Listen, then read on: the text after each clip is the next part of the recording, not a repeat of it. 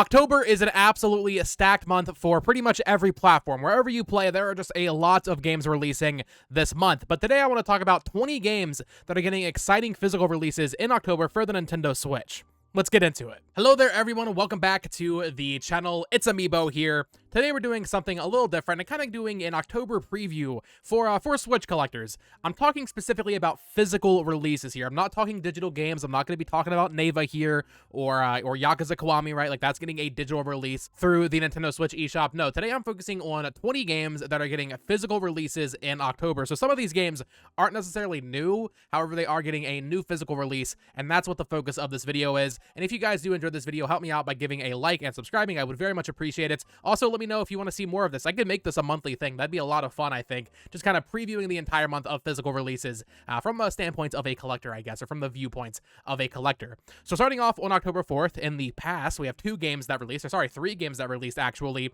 One of which I've actually played. I'm not sure if I'll have a video up by the time that this video goes live, but on October 4th, Sword Art Online Fractured Daydream released from Bandai Namco. This one retails for $60 USD. This is the first time that one of these Sword Art Online games has actually gotten a physical release in North America, and that's what all of this is based on. It's based on the US, right? So Sword Art Online Hollow Realization, as well as Alicization Lycoris, I believe is the title. I'm probably butchering that name, as well as Fatal Bullet, all had physical releases in Europe and in Japan, but none of them got a physical release in the US for some reason, which I always found very weird. So Fractured Daydream is the first time we are actually getting one properly released here, and I've actually played quite a bit of this game, about like 20 or so hours. It's fun. It's like this 20-player multiplayer Sword Art Online game, kind of like living the dream of what the anime is, right? This massively multiplayer, although 20 isn't really like that massive, but 20-player online, going through co-op missions with friends and randoms, as well as just doing like boss raids and stuff. There's a pretty nice story mode in there as well, a ton of different playable characters. I'll do a separate video on this game, I think, unboxing it and reviewing it, so check out that or stay tuned for it when it does get posted. But Sword Art Online Fractured Daydream, that is our first physical release, and it is a pretty notable one because, like I said, it is the first time we're actually getting one of these SAO games published physically in America, which is pretty cool. That same day, though, we also have the Patrick Star game from Outright Games. This one's going to retail for $40. This one is interesting. I have not seen reviews for it yet. It's not by the people that did Battle for Bikini Bottom or the Cosmic Shake, so quality is already probably out the window, realistically. Don't want to speak too soon on it, I guess, but this one, looking at it, like, it's like a Patrick Goat Simulator reskin. Like, it looks like Goat Simulator, which actually could be really fun. Like, a really physics-based Patrick game isn't, like, a bad idea. But this is one I would say don't buy at full price, certainly. I would say this is probably going to be like 20 in a couple weeks on Black Friday, so I would say wait on that. And then finally, for October 4th, we also have Pepper Grinder from Devolver Digital. This one's coming out at $30. As you'll see with a lot of games on this list, there are a lot of older indie games that are getting retail releases for that $30 sweet price point, which is really nice, and I'm excited to get to some of the other ones. But Pepper Grinder, this one was shown, I believe, in the partner showcase, I want to say, back in February, came out on the eShop in March. I heard pretty good things about it, so if the footage I'm showing you right now looks interesting, maybe check this one out. It's pretty affordable if you want to have a nice little Devolver Digital indie game in your collection. Next up, on October 8th, is a reprint that I have to talk about because it is the talk of the town, if you are a collector, or at least it was the talk of the town, and that is the Final Fantasy 1-6 Collection Anniversary Edition from Square Enix. That is the official title, retailing for $74.99, so still no price drop on this. I was hoping since they're reprinting it, they would drop it to $60. Like, these pixel remasters have been out since April of 2023. You'd think, okay, maybe a year and a half later they can retail it for $60, but no, I guess they're standing firm on that $75 price point, which is high, but also you're getting 6 of the greatest JRPGs ever made, so it's not too bad, and it's certainly not too bad in comparison to what this game was going for if you wanted an official ESRB release, because if you recall, the pre-orders for this game back in, I want to say December of 2022, maybe, it was a disaster, man. They put them up in the middle of the night. Almost nobody got them, and they went up in price very, very quickly. Now, luckily, PlayAsia did reprint it, and now Square Enix is doing an official reprinting of this game that you will hopefully be able to walk into GameStop, Best Buy, wherever you buy games, and just buy a copy if you want it. And hopefully, if that is the case, right, like hopefully if this game is stocked well enough, you will then actually see some nice sales for this game down to that more more respectable $60 price point, hopefully, maybe even down to like 40 eventually if Best Buy decides to discount it, right? So a 1 and 2 shout out that one, of course. That is probably one of the biggest releases actually this month if you are a Switch collector, and if you miss it the first time. Having Final Fantasy 1 through 6 on a cartridge is awesome, and it's also cool because I talked about this in a video recently.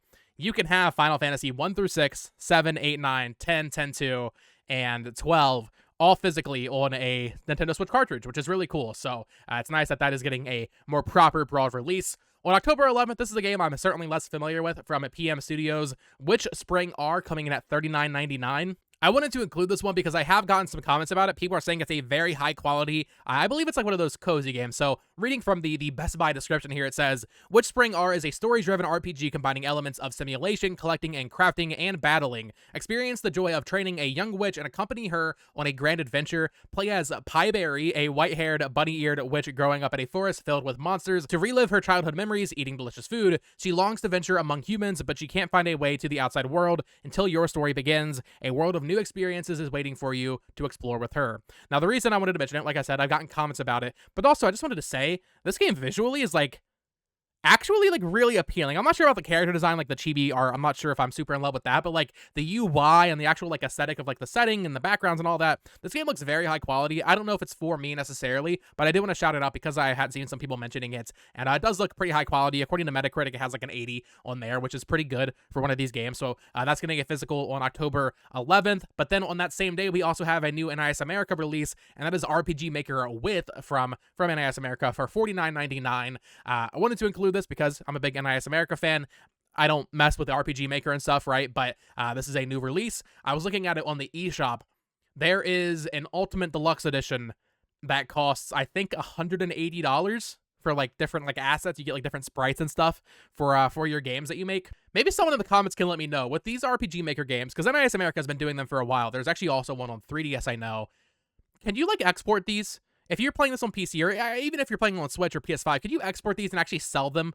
Like, I just wonder, like, how much effort are people really going to put in to an RPG Maker RPG on Switch if they can't export it and sell it as its own game? Like, I'm not sure how this works. I'm not sure if it is just a software that you can actually export and properly use like any other game engine, or is it one of those things where you can only play it if you use like the RPG Maker downloader that they give for free on the eShop. I'm not sure how this works, but let me know in the comments down below if you're more familiar with RPG Maker. But wanted to shout out that on October 15th, we get another one of those very high quality indie games. In fact, we get two of them that are getting physicals. I'm excited for both of these. So we're getting the Stanley Parable Ultra Deluxe from I Am 8-Bit. That is $29.99. If you aren't familiar with the Stanley Parable, it's basically the story-based game all about choice, and it's like all these different endings and stuff with this really great narration. It is a fantastic game. Definitely like one of the all-time classic indies, I would say, from like, I want to say this game's like maybe 10 years old, maybe even like closer to 15. I'm not quite sure, but Stanley Parable is great. That's cool that it's getting a physical release, but also more importantly for me, I'm very excited for this. I've been waiting to really dive into this game for this physical to release.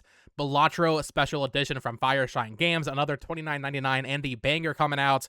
I played a little bit of this game with some friends over PAX West weekend, and I fell in love with it. I cannot wait to jump more into this game. I knew the physical was coming out in October, so I decided to wait. I was like, okay, I'm not going to spend $10 or $15 on the eShop. I already had it pre-ordered at Best Buy. I was like, okay, I'm just gonna wait and try out Balatro when it gets a physical release. And I mean, this is one of the hits of the year, I would say. Like, I think Balatro is gonna actually end up being in a lot of top 10 lists for Game of the Year this year. Like, actually, basically, it's this deck building game that actually uses like your standard deck of like bicycle cards, right? But then they have like different effects. The Jokers will have different effects, and you're basically just comboing and getting like crazier and crazier scores and numbers, and it's just a really satisfying game.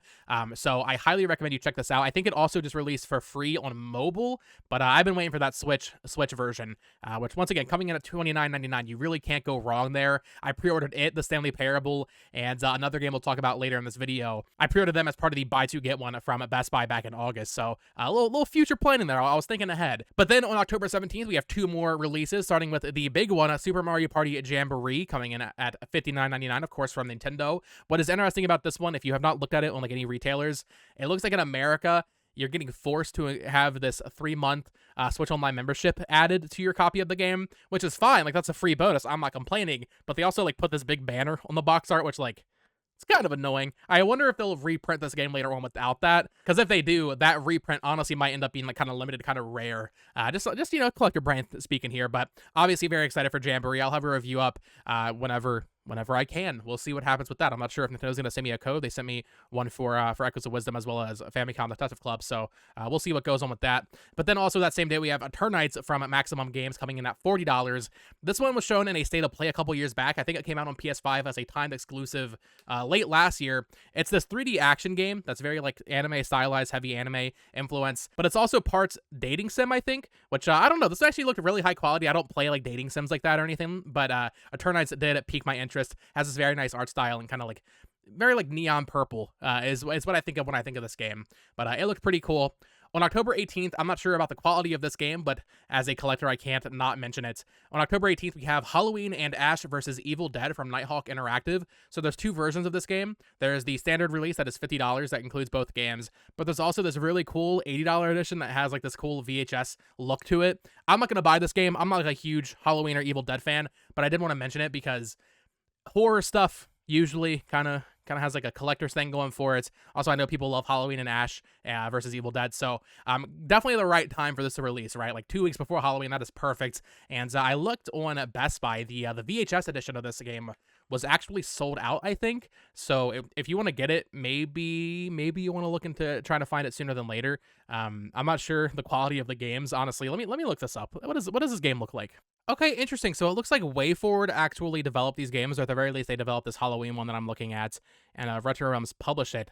These are like 16-bit just action platformers. These actually look better than I thought they would. Knowing WayForward is behind these actually has me a lot more interested, even though, like I said, I'm not a huge Halloween or Evil Dead fan. WayForward very rarely misses when it comes to 2D platformers, and watching the trailer for this, it actually looks pretty high quality, so maybe that's one to keep an eye on if you are interested in that. Then on October 18th as well, we have a few other releases, starting off with TMNT Mutants Unleashed, once again from Outright Games, so the quality of this one will probably be a little hit or miss. This one's going to be $40, just like the Patrick Star game. I wanted to include this because it actually doesn't look bad. Like, once again, I'm not like a huge Turtles fan or anything, but I wanted to mention this because this is the third TMNT game to release this year. One of them was digital only. I think it's Splinter's Revenge, maybe is what it's called. It was like a roguelike, kind of like a Hades type of game. That was a Switch timed exclusive on the eShop back in July that came out. But there was also another one that came out. It was like Wrath of the Mutants, I think, that came out back in April. So there has been a ton of TMNT this year, and so I mean, if you're a TMNT fan, you're absolutely eating. I'm not sure if the quality of the games is there. Like I said, this one actually looks pretty decent. It's like a more open 3D brawler game, as opposed to a lot of like the 2D platformers we've been getting recently. So if nothing else, I want to applaud the TMNT license holder, I guess Nickelodeon, right? I want to applaud them for doing so much variety with these games. You got a 3D brawler, you got a Hades-like, you got like a 2D arcade game. Like, there's a decent amount of variety coming into these TMNT games, so that's pretty cool. That same day, we also have the Tomb Raider 1 through 3 remastered from Aspyr Media. I believe Limited Run did a release of this as well, but it is coming to retailers like Best Buy and GameStop and all that, right? So the standard version of this game, I want to say, is $30, but then there is also a bigger $50 special edition that includes like a steelbook and a map, as well as a soundtrack CD. I just pre-ordered the standard edition. I've always wanted to try out these classic Tomb Raider games, but have never had the proper means to, the proper hookups to. Or I guess I have, but like, I'm not going to go play Tomb Raider on a PS1. It's not going to happen. But now that they're on Switch, I will actually get to do that and try out these older Tomb Raider games. That same day, another indie game here. This one I wasn't super hot on, but I wanted to include it because I know a lot of people actually do like this game. A little to the left, Extra Tidy Edition from Secret Mode. This one's going to retail for $34.99, so a little bit higher than those other indie games we talked about. I was looking at the GameStop listing for this game. It says it includes both expansions, but the wording is weird. I don't think they're on cartridge. Someone can correct me in the comments down below. I hope they are on cartridge, but it says something along the lines of like includes 100 levels on cartridge and also 60 additional levels. So that makes me think the DLC might be a code or something, or a download. I could be completely wrong, and if so, that's great. But a little to the left, kind of like unpacking vibes, where you're just hiding things up, right? You're kind of like satisfying that OCD of like fixing like a picture frame that's been tilted, or lining up all your pencils, or something like that. On Switch, it didn't work very well for me. I think the controls weren't there. I think on PC with a keyboard and mouse, this game would actually be a lot more fun. But that's getting up physical, pretty cool there. October 22nd, we're getting a Potionomics Masterwork Edition from Xseed for $49.99. If you know Xseed, they always like to do these like bigger special editions, and that is like the only way to buy the game. They usually get very cheap, or cheaper anyway, so I'd say maybe wait on this one, but it includes some character art cards and art book, as well as a soundtrack. Then we get to like the hell week, I would say. There is just so many games that like I genuinely want to play actively releasing in the final week of October that I just can't, I won't have time to get to them all. Not just on Switch, but also on PS5 with Call of Duty and Life is Strange and some other things. But on October 24th, we have Romancing Saga 2, Revenge of the Seventh from Square Enix. This is the remake of the second game. Obviously, $50 in the US. This game looks fantastic. There is a demo, I believe the progress will carry over to the full game, so if you want to check out that, you can do so. I would say if you are a fan of Square Enix and their like smaller projects, this is probably one to support because I bet this is one of the last games that didn't get canceled. When they said they were going to start focusing more on AAA and start, kind of cutting a lot of these smaller projects that they keep, pushing out that don't do very well, I can definitely see Romancing Saga 2 being one of those last projects that just for whatever reason slipped through the cracks. I guess it was further enough along in development that they couldn't justify canceling it. But like we've heard rumors of like Triangle Strategy 2 being canceled and stuff.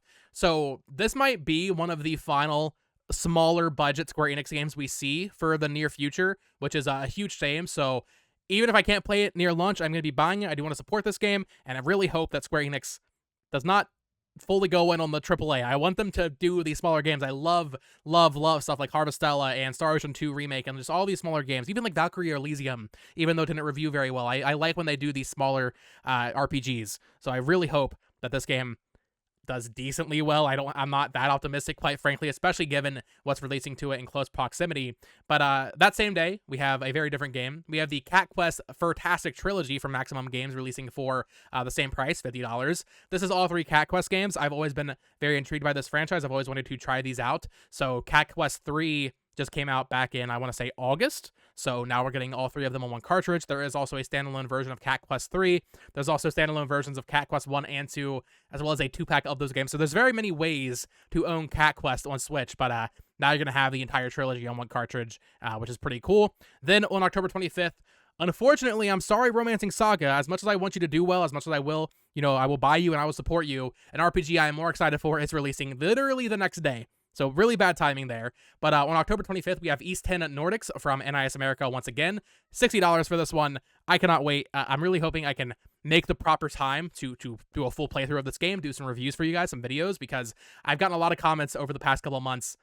People just seem to love East. Like my audience, even though like I'm not talking about East too much, people seem to love East. And I started East 8. I talked about it in a video a couple days ago. And I was enjoying it. Like, I was actually really enjoying it. So I have no doubt in my mind, like, I will enjoy East 9 and East 10. I put East 8 on hold, though, because I think it'd be more fun to do East 10 review from, like, the perspective of a newcomer. I was thinking, because I was playing East 8, I'm like, there's no way I'm going to finish East 8 and East 9 before East 10 comes out. I might as well cut my losses and kind of angle it that way, do like a little newcomer review of East 10. So very excited for that. Hopefully I'm able to do some videos for you guys. That same day, though, we have a Sonic Shadow Generations from Saga, $50 for that one. From everything we're hearing, the Shadow Generations part of this game is pretty substantial. It seems like it's actually a pretty nice addition to this game. Basically, they just made an entire Shadow the Hedgehog game, but they realized, like, okay, well, we can't sell this on its own. It won't sell as well, maybe, so they just put it with a remake of Shadow Generate. So they just kind of put it with a remaster of Sonic Generations, which is already one of the best Sonic games. So, like, this is shaping up to be one of the better Sonic releases in recent memory, and I'm actually pretty excited for this as someone who does not play Sonic every time there's a new one, right? Like, I haven't really played Frontiers that much. I did not play Superstars. Sonic Shadow Generations is something that's, it's going to be short. Like, Sonic games are short. I think I can get through this in a weekend. I probably will try to make time for this maybe like in December when it's a little bit quieter towards Christmas, right? So that's shaping up to be a pretty good one. And then finally, on October 29th, we have another indie game, one that once again I was waiting for this physical release to play. We have World of Goo 2 from 2D Boy, another one of those $29.99 hits. This is the one I was alluding to that I said I bought in my my buy two get one deal at Best Buy. Very excited for this. I love 2D Boy and the games they make, especially Little Inferno and Human Resource Machine. I have not played 8 Billion Humans, I think it's called, which is like a sequel to Human Resource Machine. And then World of Goo is, of course, their classic WiiWare game. This is the game that put them on the map. People love World of Goo.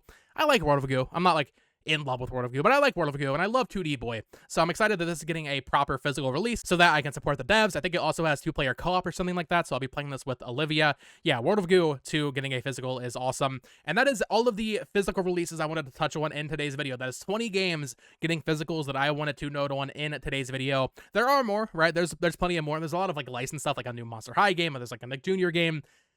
I don't think I need to cover everything, but there are 20 interesting games, I would say, getting a physical release in North America, in the US. I'm sure there will be other things that pop up. I'm sure there will be things from Limited Run that go for pre-order. Frankly, here's my plan, guys. If this video does well, I'll make this a monthly thing for now. When we get the Switch 2, when Switch 2 collecting is going to be like at its peak, you know, at the very launch of the Switch 2, this might become like almost like a weekly thing. If Limited Run and all these limited companies are popping off, I could see myself doing like weekly physical update videos. So we'll see what happens with that. But let me know your thoughts down in the comments below. What games are you planning on picking up in October for your Nintendo Switch to add to your physical collection? I would love to hear what you guys are planning on buying. Of course, subscribe here for more Nintendo Switch collecting content, reviews, all that fun stuff. Follow me on Twitter at BoTalksGames and follow my Nintendo news channel at BoTalksGames as well. Until next time, folks, peace.